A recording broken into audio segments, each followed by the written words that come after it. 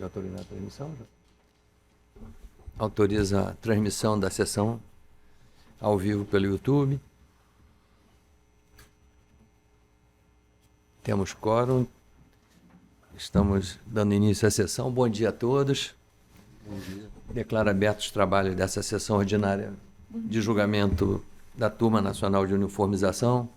Saúdo os eminentes colegas, juízes federais Luciana Kravitz, Francisco Glauber, Odilon Romano, Neian Cruz, Paula Emília Moura Brasil, Lilian Costa Tourinho, Luciana Ortiz Zanoni, Francisco Assis Basílio, Júlio Guilherme, Carmen Elisângela Rezende, Leonardo Augusto de Almeida Aguiar e Leandro Gonçalves Ferreira. Saúdo também o eminente subprocurador-geral da República, doutor Antônio Carlos Pessoa Lins, por videoconferência. Saúdo o juiz auxiliar Daniel Machado da Rocha, bem como todos os procuradores, defensores públicos, advogados e servidores presentes, bem como os que nos acompanham pela internet. Saúdo os servidores, na pessoa da nossa secretária Viviane. Submeto ao colegiado a aprovação da ata da sessão ordinária de julgamento do dia 14 de junho, bem como a ata da sessão virtual realizada no período de 6 de junho a 14 de junho. As atas já foram previamente disponibilizadas e indago aos colegas se estão de acordo. Aprovadas. Consulto os colegas sobre eventuais adiamentos, retiradas.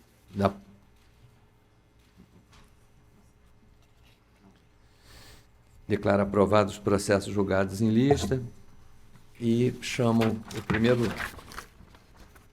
feito com sustentação oral, é o número 7 da pauta, é o processo 51561-27 de 2021, representativo da controvérsia, requerente União, Fazenda Nacional, requerente também Valdir Menezes da Silva Filho, o relator é o eminente juiz federal, juiz Odilon Romano Neto. Eu penso que há a possibilidade de dispensa submeta ao eminente relator. Sim, parece que há... Sim, acredito que possa ser dispensado assim, senhor presidente. Então, doutor advogado, o doutor Odilon vai fazer a manifestação dele. Se coincidir aí com a pretensão, nós agradecemos a presença, registramos em ata. Ok, ministro. Então, tem a palavra. Bom, este caso aqui, o julgamento é o tema 320 dos representativos de controvérsia, né? Que tem como questão jurídica definir se o produtor rural pessoa física que concomitantemente tem inscrição no CNPJ, para que se reconheça a incidência do salário educação, se é necessário que haja ou não um prévio procedimento fiscal a fim de se apurar a existência de um planejamento fiscal abusivo, né? Sinteticamente, né, o voto escrito já foi disponibilizado aos colegas, né? A situação aqui em discussão é o seguinte: nós temos um produtor rural que tem uma matrícula como pessoa física, uma matrícula SEI, e que, paralelamente, é sócio de uma pessoa jurídica no ramo agropecuário, e ele mantém os seus empregados vinculados a esta matrícula SEI como pessoa física. E nessa condição, por orientação da administração fazendária, ele vem recolhendo a contribuição para o salário educação. Então, esta ação foi proposta com o objetivo de ver reconhecido que ele, mantendo os seus empregados na matrícula como pessoa física, estaria desobrigado ao recolhimento do salário educação. Nas instâncias de origem, né, primeira turma recursal do Paraná e o juizado que antecedeu, entendeu-se que, para que houvesse a incidência da contribuição do salário educação, nesta hipótese da qual tratamos, seria necessário que a Fazenda instaurasse previamente um procedimento fiscal a fim de se apurar que havia aí um planejamento fiscal abusivo. Não haveria como se extrair automaticamente da concomitância de matrículas o dever de se recolher a contribuição do salário e educação dos empregados vinculados à matrícula como pessoa física. A União, por sua vez, então, interpôs o pedido de uniformização, onde ela buscou, em síntese, o reconhecimento de que basta a concomitância das matrículas para que incida a contribuição do salário e educação, sendo desnecessário qualquer procedimento fiscal tendente a demonstrar o planejamento fiscal abusivo. Bom, eu faço uma longa consideração no meu voto, como eu falei, vou fazer isso de maneira bastante sintética, mas eu particularmente, pelo meu entendimento pessoal, eu concordo com as instâncias de origem, né? Eu entendo que não basta a concomitância das matrículas, né? Se você tem uma pessoa, um produtor rural que mantém uma matrícula como pessoa física e, paralelamente, ele é sócio de uma pessoa jurídica, há de se demonstrar que existe aí, na vinculação de empregados à sua matrícula pessoa física, o intuito de burlar a administração fazendária, burlar o recolhimento do tributo, né, porque é possível que esta pessoa jurídica, ainda que no ramo agropecuário, desempenhe uma atividade separada daquela que ele tem como produtor rural, pessoa física.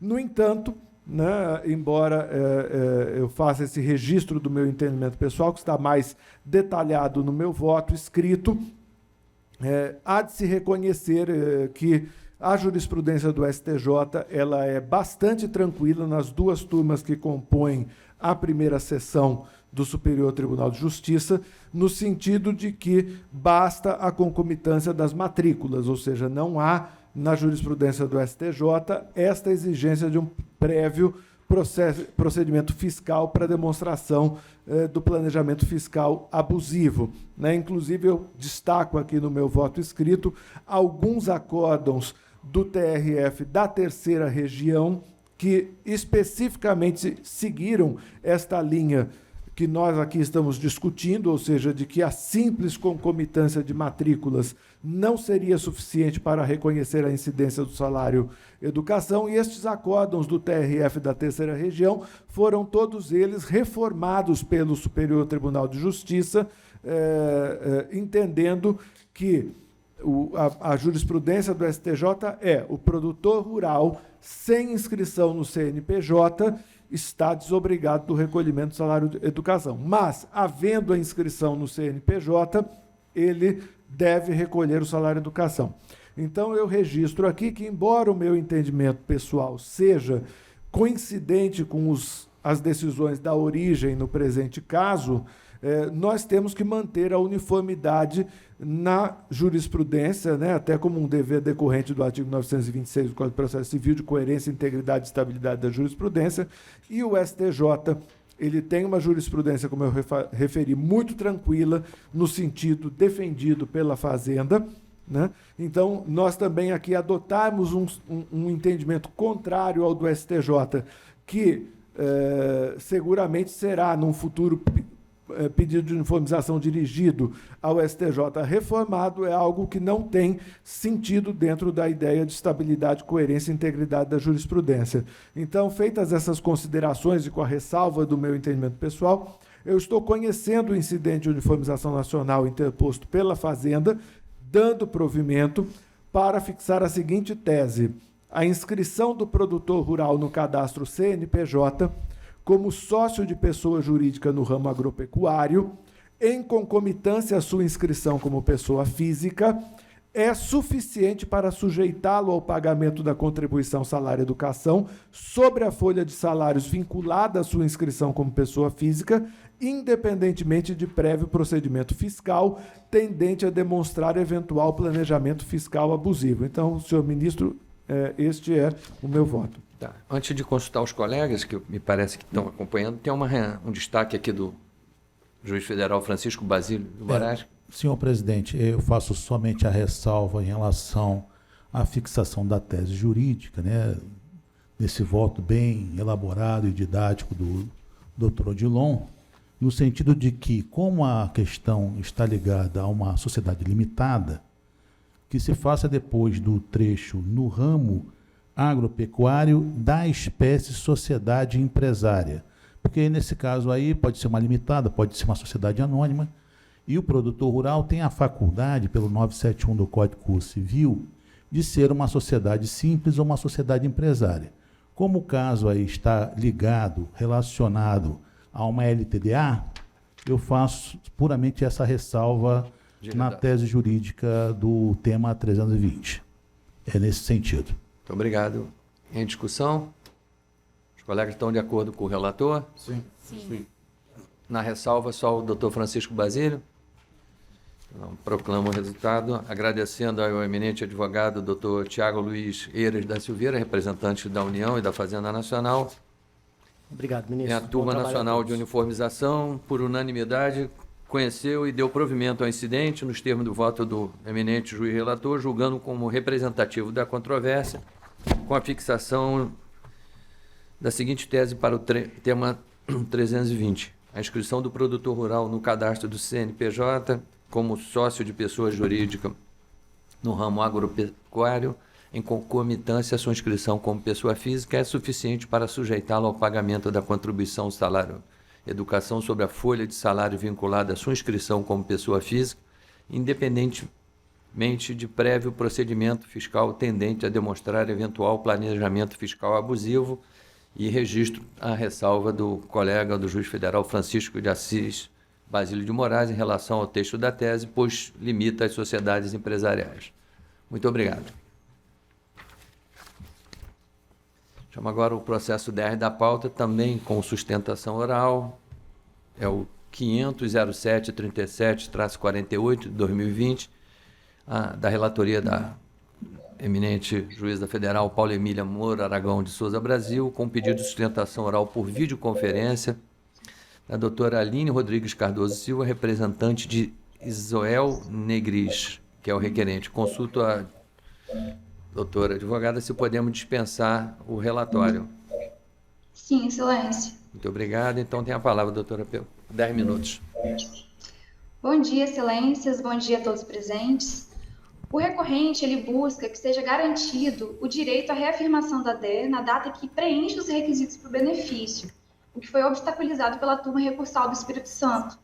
A decisão recorrida, ela fundamentou que apenas em sede de embargos de declaração foi indicada a data para a qual deveria ser reafirmada a DER, tratando-se, portanto, de inovação recursal. Nesse contexto, os julgados paradigmas apresentados possuem similitude fática com o caso. O primeiro, ele trata que a exigência da indicação da data para a qual a DER deve ser reafirmada, ela é indevida, devendo a DER ser reafirmada para a data que implementa os requisitos. O segundo, ele trata da possibilidade da reafirmação da DER de ofício ou a requerimento das partes, enquanto não esgotada a jurisdição das instâncias ordinárias, abrangendo, inclusive, o julgamento dos embargos de declaração. Essa situação, inclusive, ela foi trabalhada pela STJ no tema 995. Pela análise lógica do caso, ele resta demonstrada a não aplicação da reafirmação da DER, tendo em vista que houve a concessão do benefício em sentença, na segunda DER requerida em 2019, sendo apurado mais de 36 anos de contribuição, isso sem os reconhecimentos da atividade especial proferidos posteriormente pela turma recursal. Portanto, o autor implementa o requisito em momento anterior, analisando pela ótica da reafirmação da DER a partir do primeiro benefício de 2017, que não foi aplicado. Portanto, excelências, reitera o pedido de reafirmação da DER que seja garantido para a data em que preenche os requisitos para o benefício. Nesses termos, doutores, é como sustento. Com a palavra, então, a eminente relatora. Bom dia a todos. Bom dia, senhor ministro, colegas, doutora Aline. Esse caso aqui trata-se de um pedido de uniformização em que a parte, como bem sustentado por doutora Aline, alega que a reafirmação da DER foi negada por conta de que teria sido alegada embargos.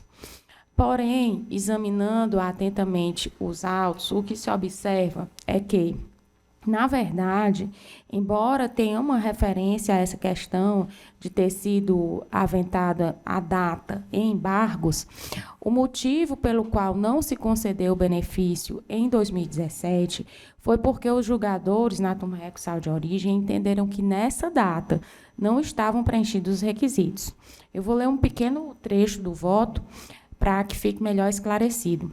Eu faço algumas considerações sobre a possibilidade de readequação da ADER, que é reconhecida tanto aqui na TNU como no STJ, e, em seguida, eu digo: do acórdão recorrido, no entanto, colhe-se que o colegiado ACOR deixou de acolher a pretensão recursal ao argumento da não comprovação do tempo de contribuição suficiente naquela data, 1º de novembro de 2017. A despeito de consignar que a parte autora recorrente, somente em sede de embargos de declaração, indicou expressamente a data para a qual quer a reafirmação da ADER. Veja-se excerto da decisão exarada em sede de embargos de declaração. Deste modo, resta evidenciado não ter sido, em momento algum, requerido no recurso inominado uma data específica para a reafirmação da ADER, no caso, 1 de 11 de 2017, tendo tal sido apenas determinado por ocasião dos embargos. De toda forma, esse é o fundamento nuclear, observa-se que o autor trabalhou até 31 de maio de 2017, de acordo com o CNIS, tendo o vínculo seguinte se iniciado em 16 de janeiro de 2018, logo posterior à data em que o autor alega que supostamente faria jus ao benefício de aposentadoria com exclusão do fator previdenciário. Fazendo-se os cálculos, considerando a reafirmação da ADER, na data colocada nos embargos, tem-se que o autor não fazia jus sequer ao benefício de aposentadoria por tempo de contribuição, não naquela data, de 2017. Como se vê, os argumentos da turma de origem em nada confrontam com a tese firmada pelo STJ, no tema 995, e os precedentes da TNU apontados pelo recorrente, haja vista que a rejeição da pretensão recursal, evidentemente, decorreu do fato de não ter a parte demandante implementado os requisitos para a concessão do benefício, na data por ele apontada para a reafirmação da ADER. É importante dizer que o julgado de origem reconheceu vários períodos como tempo especial e determinou o recálculo da RMI, caso não seja mais prejudicial à parte autora. Portanto, os julgados não divergem da tese jurídica adotada como premissa, apenas alcançam, à luz de panoramas fáticos distintos, conclusões diversas. Incide, pois, aqui a questão de ordem 22 desta TNU. Não cabe pedido de uniformização quando a jurisprudência da Turma Nacional de Uniformização de Jurisprudência dos Juizados Especiais Federais se firmou no mesmo sentido do acordo. Ainda como argumento a mais, eu consigno que a única forma de configuração da divergência adviria da constatação de que as circunstâncias em concreto dos autos também constituiriam hipótese de implementação dos requisitos para a concessão do benefício mais vantajoso na pretensa reafirmação da ADER. Ocorre que tal análise poderia ser feita mediante a reavaliação das provas produzidas no presente nos autos. Conduta esta que, no entanto, não é permitida em sede de pedido de uniformização. Porque, para chegar à conclusão diversa da que chegou o juízo, era preciso revolver as provas dos autos. Neste sentido, o enunciado número 42 desta TNU, pelo não conhecimento do incidente que implique reexame de matéria de fato. Então, com essas considerações, o voto que trago, excelências, é pelo não conhecimento do incidente. É como voto. Obrigado, doutora Paula. Em discussão, haverá divergência? Proclamo o resultado. A Turma Nacional de Uniformização decidiu por unanimidade não conhecer do incidente de uniformização nos termos do voto da juíza relatora. Agradeço à doutora Aline. Chamo agora, também com sustentação, o processo 1 da pauta, o 004-2029-62 de 2017, relatoria do juiz federal Francisco Basílio de Moraes, com pedido de sustentação oral presencial pela doutora Viviane Camarinha Barbosa, representante de Augusto Cássio Portugal Gomes, pelo Dr. Vitor Mendonça Neiva, representante da Associação Brasileira de Anistiados Políticos, Amicus Curiae, e pela doutora Ana Lúcia Marchiori, representante da Associação dos Metalúrgicos Anistiados e Anistiados do ABC, também Amicus Curiae. Pergunto aos eminentes advogados se podemos dispensar o relatório. Então, nós teremos aqui a doutora Viviane falará por 10 minutos e depois dividiremos o tempo entre os amigos, 5 para cada um, 5 minutos para cada um. Tem a palavra, então, doutora Viviane, por 10 minutos. Excelentíssimo senhor ministro-presidente, excelentíssimo senhor relator, excelentíssimos julgadores e a todos aqui presentes, bom dia. Eu começo a minha exposição falando que o presente caso teve a oportunidade de ser esclarecido no parecer número 1 do Ministério da Previdência Social. Daí eu vou ler aqui um trecho sobre o conteúdo do parecer. O presente estudo de questão previdenciária refere à anistia política, cujo objeto constitui na verificação da possibilidade do anistiado político, que teve reconhecido seu direito pelo Ministério da Justiça à reparação econômica de caráter indenizatório decretada a Lei nº 10.559, de 2002, de também efetuar a contagem de tempo no âmbito do regime geral de previdência social, do período em que esteve compelido ao afastamento de suas atividades profissionais, em virtude de punição ou de fundada ameaça de punição por razões exclusivamente políticas. Então, esse parecer número 1, de janeiro de 2017, do Ministério da Previdência Social, ele entendeu que é possível cumular, sim. Então, o anistiado político, tendo reconhecido a sua condição de anistiado político por portaria do Ministério da Justiça, pode não só receber a reparação mensal de caráter indenizatório, como computar o período para regime previdenciário, seja no regime próprio, seja até no regime geral. E o presente caso discute justamente isso. Em primeira instância, a ação foi julgada parcialmente procedente, o magistrado entendeu que é possível o cômputo desse período para fins previdenciários e citou também esse parecer. Eu destaco aqui um trecho da sentença que diz o seguinte: o trabalhador exilado teve rompido involuntariamente o vínculo de filiação obrigatória com a Previdência Social. Assim, o cômputo do tempo de anistiado político como tempo de serviço repara o rompimento da filiação obrigatória ao regime de Previdência Social, preservando os direitos previdenciários. O próprio Ministério da Previdência Social adotou esse entendimento ao aprovar o parecer número 1 de 2017 e determinar a sua publicação para os fins previstos no artigo 42 da Lei Complementar 73 de 93.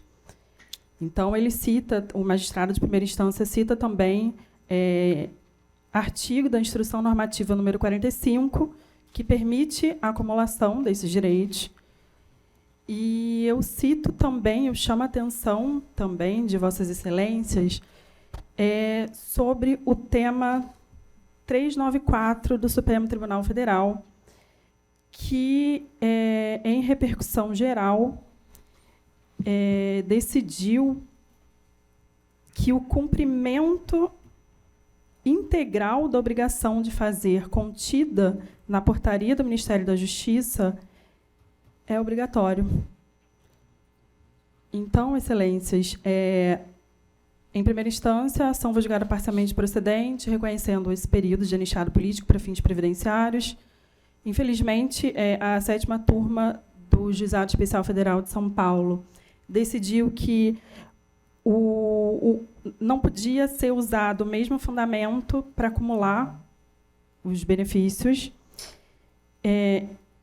contrariando assim o entendimento do tema 394 do Supremo, o parecer do Ministério da Previdência Social e diversos julgados que eu citei do Juizado Especial de diversas regiões. Então, eu finalizo aqui a minha sustentação oral. pedindo para que seja feita a justiça no caso concreto, para que seja cumprida integralmente a portaria do ministro da Justiça, garantindo, assim, os direitos assegurados pela Lei de Anistia Política. Como sustento. Obrigada. Agradeço, doutora Viviane. Chamo à tribuna o doutor Victor Mendonça Neiva. Obrigado. Tá, Excelência, vamos fazer aqui a inversão. Aqui. Então, doutora Ana Lúcia Marchiori tem a palavra por 5 minutos. Obrigada. Primeiro, bom dia ao senhor presidente, ao nosso relator Francisco Basílio, aos demais membros julgadores, aos auxiliares de justiça, colegas aqui presentes e ao senhor Augusto Portugal, o requerente que está aqui presente. Um dos baluartes da democracia brasileira, foi ele que em 1977, junto com mais 4 companheiros, organizaram a primeira greve que deu posteriormente a avalanche de mobilizações pela democracia em nosso país. Em 77, o senhor Augusto Portugal foi um dos organizadores da primeira greve, da greve da Scania, em 12 de maio. E está aqui presente para acompanhar esse julgamento, porque esse tema ele se infere na questão da justiça de transição, um regramento novo ainda na nossa democracia, ainda recente, mas queria tocar no tema que talvez seja o fundamental nessa questão. O promotor, quando se pronunciou no caso na segunda instância, colocou que os 2 benefícios seriam oriundos do mesmo fato. Bom, eu gostaria de esclarecer aos senhores que não são oriundos do mesmo fato. O fato da indenização como anistiado político, que é essa indenização estabelecida como uma prestação única ou uma prestação permanente continuada àqueles que comprovarem o seu vínculo empregatício, foi o que foi estabelecido pelo Ministério da Justiça e a Comissão de Anistia. E não são o mesmo fato porque são de natureza e caráter diferentes. A natureza política da indenização e a natureza jurídica da indenização pela PMPC, pela condição de anistiado político, ela é decorrente de uma indenização que se refere aos salários não pagos ou não percebidos pelo requerente que foi compelido ao afastamento da sua atividade laboral. Então, a indenização que é estabelecida pela Comissão de Anistia e, na época, pelo Ministério da Justiça, ela tem um caráter indenizatório moral sobre os salários não percebidos pelo requerente anistiando naquele período em que ele foi compelido ao afastamento laboral. Já a contribuição como beneficiário da Previdência é de natureza contributiva e não indenizatória de caráter moral ou de reparação aos salários não percebidos. Então, não se trata, de forma alguma, do mesmo fato. E, nesse sentido, é toda a jurisprudência que nós temos. Aliás, esse fato é o primeiro caso que nós temos, e, inclusive, já foi levado à Corte Interamericana, que regra os princípios de não repetição na justiça de transição, porque nunca houve no Brasil, em todos os milhares de anistiados políticos até o momento, que na Previdência Social fosse recusado ou houvesse um entendimento contrário do que é o estabelecido pela lei, que é a contagem do tempo sem a necessidade de recolhimento daquele período que foi reconhecido como anistiado político pela Comissão de Anistia. Nesse sentido, a jurisprudência do TRF, no agravo de instrumento 0063-484 de 2016, aonde claramente no item 2, enquanto os benefícios previdenciários têm natureza contributiva, a natureza jurídica da prestação mensal permanente continuada nos termos da Lei 10.559 de 2002 é indenizatória. Da mesma forma, toda a jurisprudência do Superior Tribunal de Justiça. E, por fim, também entendeu, em forma de repercussão geral, o STF, no voto do RE 553710 do relator ministro Dias Toffoli, que a discussão se incide, na verdade, ao momento do pagamento, o direito líquido e certo do impetrante já foi reconhecido pela portaria específica que declarou sua condição de anistiado, sendo, então, fixado o valor que lhe era devido, de caráter indenizatório. Doutora. Então, Terminou. Podia concluir? finalizando, a questão aqui não se trata do mesmo fato e, reiterando, é o primeiro caso no Brasil dos milhares de anistiados políticos em que a Previdência Social, negando o seu próprio parecer interno, nega o direito do requerente de ter contado o seu tempo de serviço. Agradeço. Muito obrigado, doutora Ana Lúcia. Muito obrigado. Doutor Vitor Mendonça Neiva tem o tempo de 5 minutos. Gostaria de cumprimentar a turma na pessoa do seu presidente, do excelentíssimo senhor relator. E, na verdade, eu venho chamar a atenção a respeito do processo de justiça de transição brasileiro, que é possivelmente o mais truncado, né, de todos os processos de justiça de transição das ditaduras latino-americanas. Dentro desse processo, a gente tem pelo menos 5 normativos, né, que é a Lei 6.683 de 79, Emenda 26 de 85, o artigo 8º da ADCT, a Lei 8.213, que regulamentou inicialmente a aposentadoria excepcional de anistiado, e, por fim, a Lei 10.559. Se a gente for acompanhar esse processo histórico, a gente vê com absoluta clareza, né, a construção da autonomia de 2 direitos independentes. A anistia, que é o desfazimento da penalidade aplicada e da perseguição sofrida, e o segundo, a reparação. Na Lei 6.683 de 79, sequer reparação era prevista. Na Emenda 26 de 85, ela é prevista com, né, um entendimento restritivo. O artigo 8º da DCT, que foi julgado pelo Supremo como auto-aplicável, ele já dava, né, a sua interpretação de que são direitos independentes. Todavia, a Lei 8.213 e o Decreto 611 limitaram essa interpretação de que anistia é um direito, reparação é outro direito. Certo? A Lei 10.559 veio exatamente para desfazer isso. Quando ela cria um órgão autônomo, declara quais são os direitos dos anistiados políticos, que é a declaração de anistia, a reparação econômica, a contagem de tempo e a reintegração. E afirma que cabe ao Ministério da Justiça julgar os direitos e os requerimentos fundados nessa lei. Certo? Então, o artigo 1º é absolutamente categórico em dizer que a reparação econômica é um direito e a contagem de tempo é outro. Além disso, diz que é o Ministério da Justiça, hoje o Ministério dos Direitos Humanos, o competente para decidir a respeito desses requerimentos.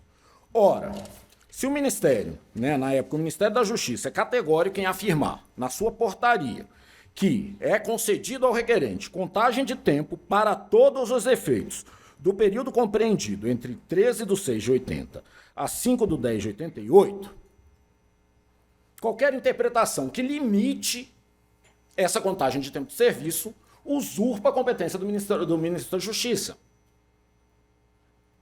Esse é o primeiro ponto. Então, a interpretação do acórdão, né, que nos trouxe aqui, ela, objetivamente, ela atenta contra o ato jurídico perfeito e contra a separação dos poderes, uma vez que ofende a portaria ministerial, fundada em competência legal. Só o ministro da Justiça e hoje o ministro dos Direitos Humanos é quem pode decidir sobre a anistia, o que engloba todos os direitos previstos no artigo 1º da Lei 10.559. E é disso que a gente está tratando aqui. Né? Então, a primeira questão que se coloca é essa. A ofensa ao ato jurídico perfeito, a ofensa à separação dos poderes.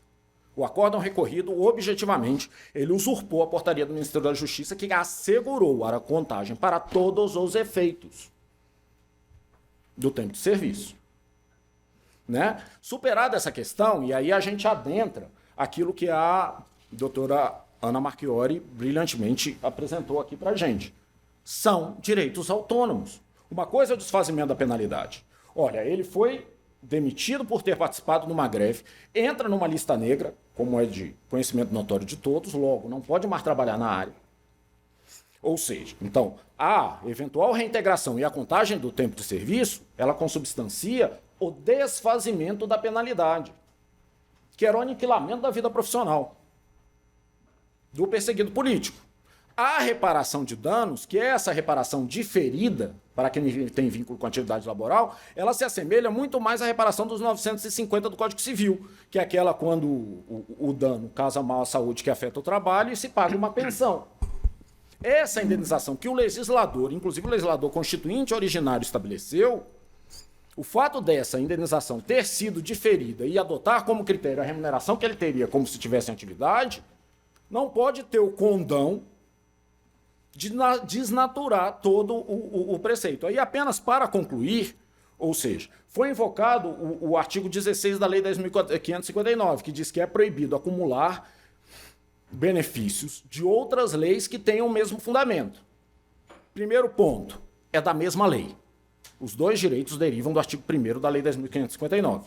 Segundo, eles possuem natureza completamente diferente, como muito bem expôs a doutora Ana Lúcia Marchiori. Por isso eu encerro agradecendo, né, a oportunidade a todos os presentes e peço pelo provimento do recurso. Muito obrigado, doutor Victor. Com a palavra, o eminente relator. Uma vez, bom dia, senhor ministro-presidente, caros colegas. O voto já foi disponibilizado para debate anteriormente. Parabenizo aos nobres advogados pela brilhante sustentação. E só aqui, rememorando aqui a questão, trata-se de um acórdão recorrido da 7ª Turma Recursal de São Paulo, que deu provimento aos recursos nominados tanto do INSS quanto do senhor Augusto Cássio Portugal. E esse PEDLEF, esse incidente de uniformização, vem aqui a esse colegiado nacional requerendo a uniformização para o provimento do período de 12 de junho de 1980 a 5 de outubro de 1988, com base em ofensa do acórdão recorrido a acórdãos paradigmas da 1ª Turma e 2ª Turma recursais da Seção Judiciária do Rio de Janeiro, da 4ª Turma recursal da Seção Judiciária do Rio Grande do Sul e da 3ª Turma recursal da Seção Judiciária de Pernambuco, né? Feitas a devida pré-admissibilidade no âmbito das turmas de São Paulo e também a admissibilidade pelo senhor ministro-presidente, vieram, então, os autos para esta relatoria e para análise do conhecimento e também, se assim for, o processamento e o julgamento do incidente, do recurso. Pois bem, esse é o breve relatório. Eu vou, então, passar aqui a analisar os requisitos de admissibilidade para o conhecimento do incidente. Ao meu sentir, a Lei 10.559, de 13 de 11 de 2002, que regulou o artigo 8º dos atos das disposições constitucionais transitórias e deu outras providências em relação aos anistiados políticos, não teve a abrangência que o recorrente quer atribuir ao seu caso no que tange ao regime geral da Previdência Social ou ao regime próprio da Previdência Social. Assim, somente o benefício recebido a título de reparação econômica, na condição de anistiado, é atingido pelo regime da Lei 10.559 de 2002. Não é possível, portanto, realizar o cômputo dos períodos para que sirvam de base para a obtenção de benefício previdenciário cumulativo, isto é, servir a ambos benefícios simultaneamente, como bem esclareceu a turma ACO, por força do artigo 16 da Lei 10.559 de 2002. Tal situação, se fosse acolhida, se traduziria em um bis in idem, sem a devida contribuição previdenciária ao mesmo fato gerador, em ofensa ao princípio da isonomia no direito previdenciário, estampado no parágrafo 5º, combinado com o caput, todos do artigo 195 da Lei Maior de 1988. Esse é o entendimento do Superior Tribunal de Justiça por intermédio da primeira turma especializada no Acórdão 2016-01026-26-9, que eu trago junto ao voto, né, da lavra do ministro relator, acompanhado pela ministra Regina Helena, ministro Gurgel, Faria, Napoleão Nunes e Benedito Gonçalves, que votaram junto com o ministro relator. Mutatis mutandis, a TNU tem entendimento restritivo quanto a essa questão, dessa ampliação da Lei 10.559, conforme já se pronunciou em seara tributária e no voto do processo 5.338-37, 2015-404-7008 do Paraná, da relatoria da minha colega aqui e amiga, doutora juíza federal Carmen Elisângela Dias Moreira de Rezende, que eu faço só aqui um apanhado em relação ao trecho. Não é extensível aos benefícios do regime geral da Previdência Social ou regime próprio da Previdência, ainda que o beneficiado tenha sido declarado anistiado político. Esse é o entendimento no âmbito da seara tributária. Então, nada obstante, também, os acórdãos, paradigmas da segunda turma recursal do Rio de Janeiro, da primeira turma recursal do Rio de Janeiro, da quarta turma recursal do Rio Grande do Sul e da terceira turma recursal de Pernambuco, que é o que está aqui em Berlinda, e não em relação ao tema STF 394, porque nós estamos pacificando essa questão de ordem na questão de ordem número 48, que não cabe incidente em relação a esses temas do STF, versarem sobre a possibilidade de acumulação de benefícios previdenciários, as turmas recursais não adentraram na questão relativa à contagem de períodos laborados com o mesmo fato gerador para os benefícios que se quer acumular. Ou seja, não há demonstração do dissenso entre o acórdão vergastado e os acórdãos paradigmas, o que leva à inexistência de similitude fática e jurídica com a aplicação do disposto na linha C, inciso 5 do artigo 14 do regimento interno desse colegiado, implicando na questão de ordem TNU do 22, conforme bem ressaltou em voto anterior a doutora Paula Emília. Nesta linha de ideias, o acórdão recorrido, né, está em consonância com a jurisprudência tanto do superior quanto desse colegiado nacional, ou seja, em conformidade com o artigo 14 da Lei 10.259, de 12/7/2001. E, portanto, também incide a questão de ordem TNU número 13, que diz: não se admite o pedido de uniformização quando a jurisprudência da Turma Nacional de Uniformização dos Juizados Especiais Federais, se firmou no mesmo sentido do acórdão recorrido.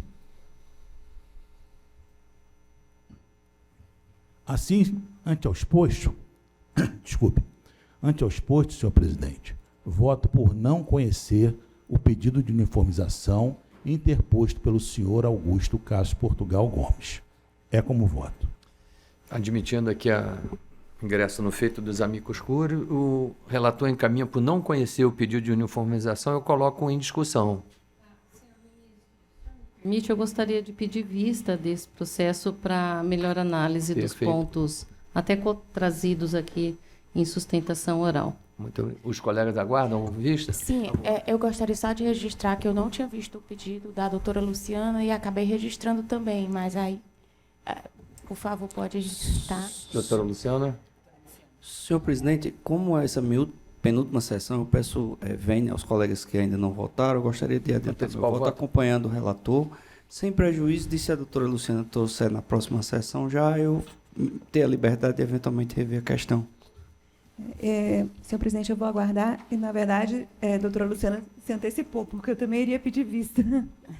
Mas eu vou aguardar. Merece mesmo uma discussão maior. Podemos, então, proclamar? Então, eu estou, após o voto do eminente relator, não conhecendo do pedido de uniformização no que foi acompanhado pelo voto antecipado do juiz Francisco Glauber, pediu vista a doutora Luciana Zanoni, ficando de aguardá-lo os demais. Eu agradeço aos advogados e bom dia a todos.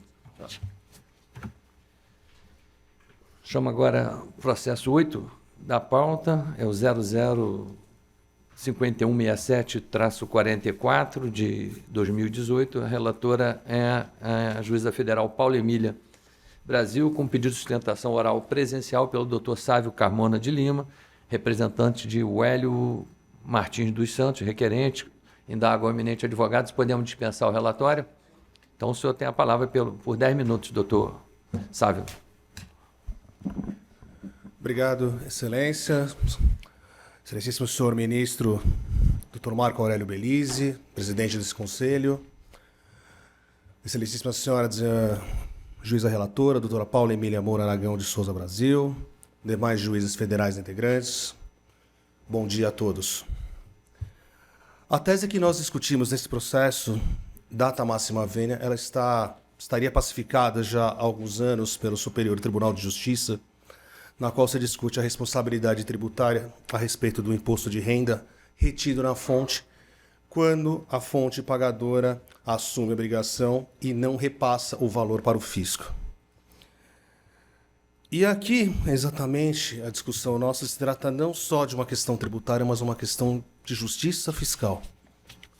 Sobretudo quando nós estamos falando a respeito de uma cobrança do tributo por parte da União Federal, que apena duplamente o mesmo contribuinte, ocorrendo verdadeiramente o fenômeno do bis in idem. A primeira vez, quando o contribuinte tem a sua retenção por parte do agente fiscal, do responsável tributário, seja o seu empregador, seja uma relação locatícia, qualquer outra relação que exista, dentro dos limites da Lei Federal 7.713 de 88, que regulamenta o imposto de renda. E sim, faz com que o responsável tributário retenha o valor do imposto e tenha obrigação de recolhimento, pagando apenas o valor líquido para o contribuinte de direito. E a segunda penalidade, na verdade o segundo fato que configuraria o bis in idem, seria exatamente quando esse mesmo agente que se comprometeu a reter o valor e repassar para o fisco, declarou através das declarações acessórias, como o DIRF, apresentou isso no contra-cheque do empregado, no caso em tela, não providencia o recolhimento do imposto, seja no prazo, seja em qualquer outro momento, ele não faz esse recolhimento, e sim, a União Federal vem, através da Receita Federal, e possivelmente vai autuar o contribuinte pelo fato de não ter recolhido o valor do imposto de renda. Esse entendimento adotado hoje pela Receita Federal, pela União Federal, nesse caso, basicamente faz com que o contribuinte pague 2 vezes o valor e não tenha como se socorrer do montante que foi retido por parte do agente arrecadador do imposto, do responsável. E não só isso, beneficia a pessoa que se apropria do valor e se refestela com esse montante, deixando de recolher para os cofres públicos o montante adequado. E nesse sentido, como já foi isso apresentado nas nossas razões em momento anterior, existe uma posição já há lustros consagrada pelo Superior Tribunal de Justiça, através da relatoria do ex-ministro já aposentado, José Delgado, através de embargos de divergência que pacificou a matéria na primeira sessão, na qual eu peço vênia até para reproduzir, muito embora seja de conhecimento, presumo, nesse caso, que a responsabilidade do contribuinte só seria excluída se houvesse comprovação de que a fonte pagadora reteve o imposto de renda que estava obrigado, mesmo que não houvesse sido feito o recolhimento. Extraído isso dos embargos de divergência 644 e 223. e que se seguiram através de diversos outros julgados da Corte, há julgados da saudosa ministra Denise Arruda, há julgado, pelo menos o último julgado que foi reproduzido nesses autos, é um julgado também da ministra Eliana Calmon, em que ela cita textualmente que se a fonte pagadora responsável pela retenção do imposto de renda na fonte retém o tributo e deixa de repassá-lo à Fazenda Nacional, atrai para si a responsabilidade tributária e a afasta do contribuinte de direito, sujeito passivo da obrigação tributária. Esse entendimento foi exatamente o que embasou o nosso pedido de uniformização de jurisprudência, aliado aos julgados tanto da primeira região federal como da quarta região federal, que foi muito bem destacado na decisão de admissibilidade desse procedimento. Então, firme nessa tese, o que pedimos é, além da uniformização de jurisprudência para a pacificação da matéria junto aos âmbitos dos juizados especiais federais, no caso em tela, que seja dado provimento ao nosso recurso, em última análise, para anular o auto de infração e restabelecer, conforme for o caso, a sentença de primeira instância. Agradeço a atenção de todos e um bom dia. Muito obrigado, doutor Sávio. Com a palavra, a eminente relatora. Pois não, senhor presidente. Nesse caso aqui, nós temos um acórdão combatido que, reformando a sentença, concluiu que, diante da omissão do responsável tributário no recolhimento do imposto de renda, a responsabilidade do contribuinte ainda subsistiria em caráter solidário. O recorrente, a quem eu queria parabenizar aqui o advogado pela sustentação, traz precedentes do STJ, inclusive, no sentido de que havendo a efetiva retenção do imposto de renda, a responsabilidade do contribuinte efetivo, né, do contribuinte original, ela ficaria excluída. Excelência, demais colegas, eu achei que essa matéria justificava a afetação do recurso, porque é uma matéria relevante e, de fato, examinando os autos com muita atenção, eu achei precedentes do STJ nos dois sentidos. Então, eu achei por bem afetar para que pudéssemos fazer um aprofundamento melhor da matéria e julgar posteriormente. Então, a minha proposta é de afetação como representativo da controvérsia. A relatora submete aí ao colegiado a proposta de afetar como representativo. Os colegas estão de acordo? Sim. Sim. Posso proclamar, então? Então, a Turma Nacional de Uniformização decidiu, por unanimidade, conhecer do incidente e afetá-lo como representativo da controvérsia, nos termos de voto da eminente relatora, com a seguinte questão controvertida. Se, diante da retenção do imposto de renda pela fonte pagadora, esta assume a responsabilidade pelo pagamento de imposto de renda aos cofres públicos, haverá exclusão da responsabilidade do contribuinte pelo repasse? Então, essa é a questão a ser objeto do incidente. Eu cumprimento o eminente advogado e muito bom dia. Obrigado, excelências, um bom dia e um bom trabalho para todos. Prosseguindo, agora preferência sem sustentação oral, eu estou chamando o número 3 da pauta, o processo número 3, 502-7480-64 de 2020, tema 310, relatoria do doutor juiz federal Francisco Glauber, Pessoa Alves, pedido de preferência por videoconferência pela doutora Aline Danelon, representante do Instituto Brasileiro de Direito Previdenciário. Tem a palavra o eminente relator. Obrigado, senhor presidente, a quem eu dou meus bons dias, extensivo aos demais colegas e a todos que participam dessa sessão. Trata-se de embargos de declaração propostos por ocasião do julgamento do mérito do tema 310, senhor presidente, o voto está disponibilizado. Em síntese, a parte embargante aduz omissão do julgado no que diz respeito à não consideração dos meses em que houve a ausência de renda e ao fato de que essa conclusão desconsideraria a jurisprudência do STJ sobre o assunto. Eu estou, muito sinteticamente, senhor presidente, eu estou entendendo que não houve essa omissão. Na verdade, o acórdão ele enfrentou especificamente isso. Os embargos, na verdade, estão apresentando inconformismo, não com a fundamentação, mas com a conclusão. Então, em síntese, eu estou negando provimento ao recurso, senhor presidente, é como estou votando. O eminente relator conhece e nega provimento aos embargos declaratórios. Os colegas estão de acordo? Então, agradecendo a eminente advogada, a doutora Aline Danelon, a Turma Nacional de Uniformização decidiu por unanimidade conhecer e negar provimento aos declaratórios nos termos do voto do juiz relator. Bom dia, doutora. Chamo agora os demais representativos incluídos na pauta. É o de número 6, o primeiro deles é o número 6, 502, 2195-61, 2018, representativo tema 321, da autoria de relatoria do eminente juiz federal Nean Milhomem Cruz, que tem a palavra. Muito obrigado, senhor ministro. Bom dia a todos.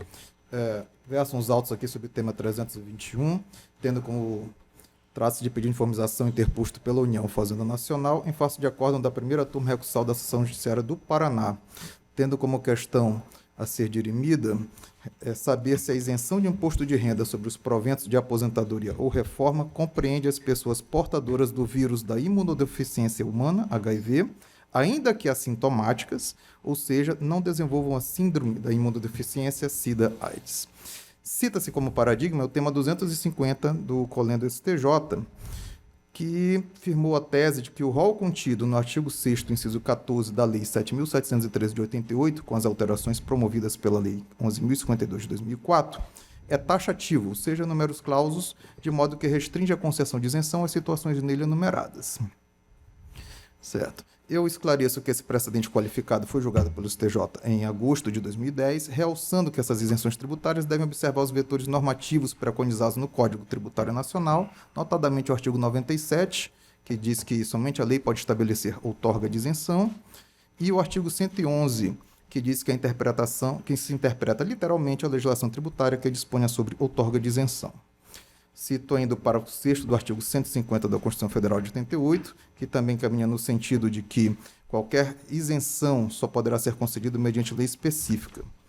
E enfatizo, por fim, precedente igualmente vinculante desta feita palavra do Colendo STF, na ADI 6.025, enfatizando a impossibilidade do Poder Judiciário atuar como legislador positivo, certo? Em que foi dito, relator ministro Alexandre de Moraes, que a concessão de isenção tributária configura ato discricionário do ente federativo competente para a instituição do tributo e deve estrito respeito ao princípio da reserva legal. Assim, de acordo com os precedentes vinculantes que eu mencionei, é indubitável que a concessão de isenção de imposto de renda, prevista no artigo 6º, inciso 14, da Lei 7.713 de 88, com a redação dada pela Lei 11.052 de 2004, deve observar dois requisitos, quais sejam tratar-se de proventos de inatividade e ser o contribuinte portador de moléstia grave estabelecida pela lei em rol taxativo. E para o deslinde da questão controvertida, deve ser aferida a existência de fator de discriminação que justifique recusar a isenção tributária ao contribuinte soropositivo, portador do vírus HIV, pelo simples fato de encontrar-se, ainda que eventualmente, e aqui eu ressalto bastante isso, assintomático, ou seja, sem desenvolver os sintomas da SIDA-AIDS. Não se podendo vidar o princípio constitucional da isonomia tributária, esculpido no artigo 152 da nossa Carta Republicana de 88. Sem delongas, e diante do dever impostergável de manter a jurisprudência estável, coerente e íntegra, conforme preceitua o artigo 926 do CPC 2015, a resposta somente pode ser no sentido da impossibilidade de estabelecer discriminação entre os portadores de HIV sintomáticos e aqueles que, porventura, estejam assintomáticos, que percebem ambos proventos de inatividade. Porquanto, entendimento contrário, nada mais seria que exigir, por via oblíqua, ou seja, de forma meramente transversa, a contemporaneidade dos sintomas da moléstia grave e sabidamente incurável no atual estágio da ciência médica. E aqui é importante recordar a súmula 627 do STJ, que preconiza: o contribuinte faz jus à concessão ou à manutenção da isenção do imposto de renda, não se lhe exigindo a demonstração da contemporaneidade dos sintomas da doença nem da recidiva da enfermidade. E bem sabemos que o portador do vírus HIV ele pode iniciar um quadro sintomático, que inclusive pode levá-lo a fazer os exames e descobrir que é portador da doença.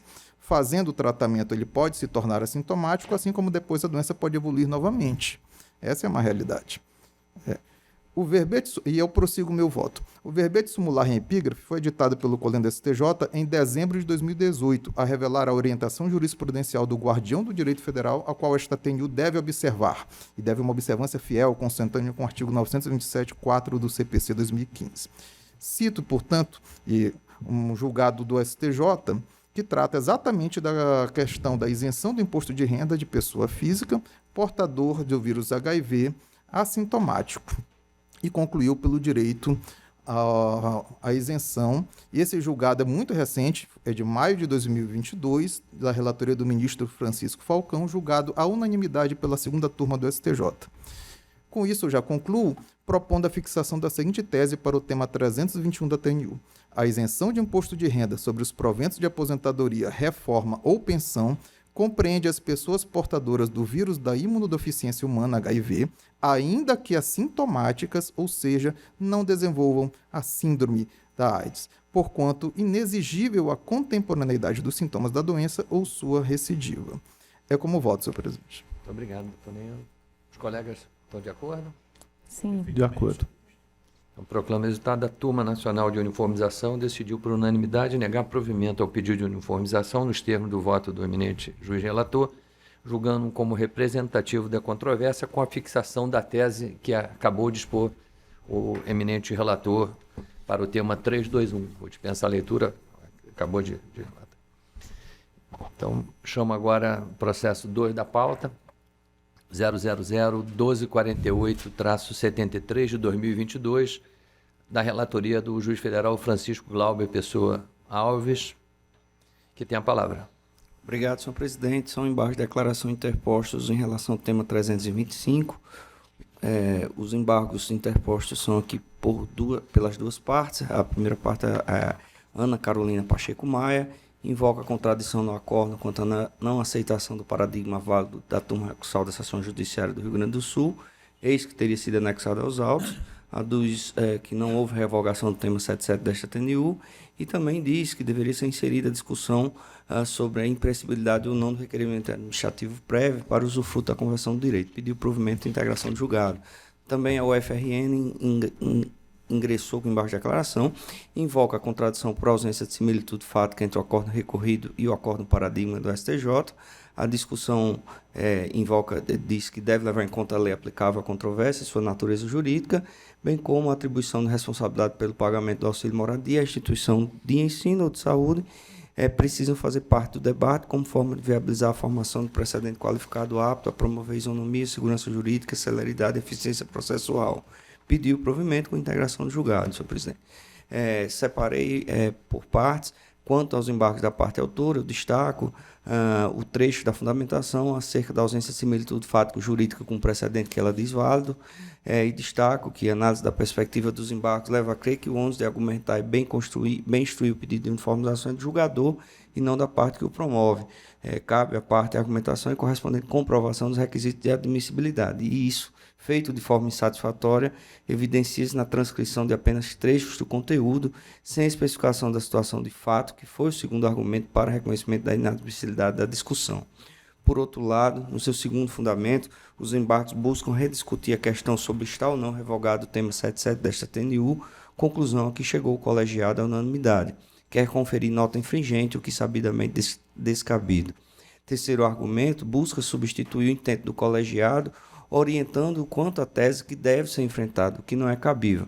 Esse colegiado já decidiu recentemente, senhor ministro, eu só esclareço que esse é o segundo caso, embargos de declaração apresentados em decisões de afetação tentam, ora ampliar, ora restringir o tema da discussão do colegiado por ocasião do mérito. Essa intenção foi repelida pelo colegiado, eu cito aí um precedente já de agora de março de 2023.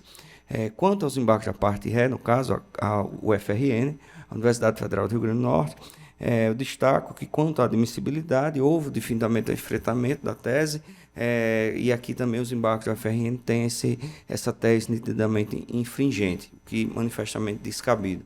Por fim, o outro argumento remanescente, e aí também incide na mesma premissa da primeira parte embargante, da parte autora, no sentido de limitar o objeto de cognição do colegiado no que diz respeito ao representativo, ao tema objeto da discussão. A conclusão comum para ambos os embargantes é de que não há vício de fundamentação e integração, e assim eu estou conhecendo e negando ambos os embargos de declaração, senhor ministro. A proposta do relator é de conhecer e negar provimento aos embargos declaratórios. Todos de acordo? De acordo. Então, De acordo. conhecido e negado, decisão unânime da TNU. Chamo agora o último feito da pauta, de número 4, 57219-06, 2020, também da relatoria do juiz federal Francisco Glauber Pessoa Alves, embargos declaratórios, embargante União Fazenda Nacional, embargada Terezinha de Castro Pereira. Pois não, senhor presidente. A União embarga no tema 311, que discutiu a repetição de indébito tributário, considerando o modelo apresentado de declaração de imposto de renda. E aqui, senhor presidente, muito sinteticamente, eu destaco que a fundamentação foi suficientemente clara para resolver a controvérsia, que diz respeito à possibilidade de se condicionar ou não a repetição de indébito oriundo da não incidência do imposto de renda sobre as contribuições extraordinárias à entidade de previdência privada, naquilo em que supera o limite dedutivo de 12% à modalidade da tributação completa ou simplificada. Foi essa a decisão. A União traz uma série de argumentos que dizem respeito à execuibilidade ou à ausência de clareza como uma forma de restituição, levantam questões que tinham sido suscitadas por ocasião do julgamento do mérito e que foram resolvidos até mesmo em razão do melhor azeitamento da tese, que permaneceu enxuta no intuito de destacar que somente isso estava em discussão e de que outros elementos que seriam pertinentes à prova e à fase de cumprimento não tinham sido trazidos ao colegiado e também não eram pertinentes que esse colegiado descesse a essas minúcias. Na verdade, a União está trazendo uma série de questões que muito mais dizem respeito à própria tese. Ela quer decotar ou limitar a amplitude da tese da forma como foi posta. Os embargos eu também estou negando provimento, senhor presidente, estou negando vício de fundamentação e, portanto, é como estou votando. O relator propõe conhecer e negar provimento aos embargos. Todos de acordo? Sim. De acordo. Sim, Conhecido e negado provimento aos embargos, decisão unânime. Bom, encerramos a pauta aí, uma brevidade desejável, e indago aos colegas se temos alguma comunicação, alguma proposição. Não. Todos prontos, então, para a próxima sessão no Rio de Janeiro? Rio de Janeiro. Eu estarei de férias, senhor presidente. De novo? No Rio. Eu sei. Então está convidada. Eu estarei na Grécia, só mentira. Olha, tá. Mas Basílio prometeu trazer um vinho Peramanca de Portugal para nós. Então, agradeço, então, nada mais havendo a tratar. Agradeço aos colegas, juízes federais, ao subprocurador-geral da República, doutor Antônio Lins, bem como os advogados, servidores, todos que contribuíram para o nosso trabalho de hoje, e fica designada, desde já, a próxima sessão ordinária para o dia 15 de setembro de 2023, às 9 horas, na sede do Tribunal Regional Federal da 2ª Região, na cidade do Rio de Janeiro. Até lá, declaro encerrada a sessão. Abraço, doutor Antônio.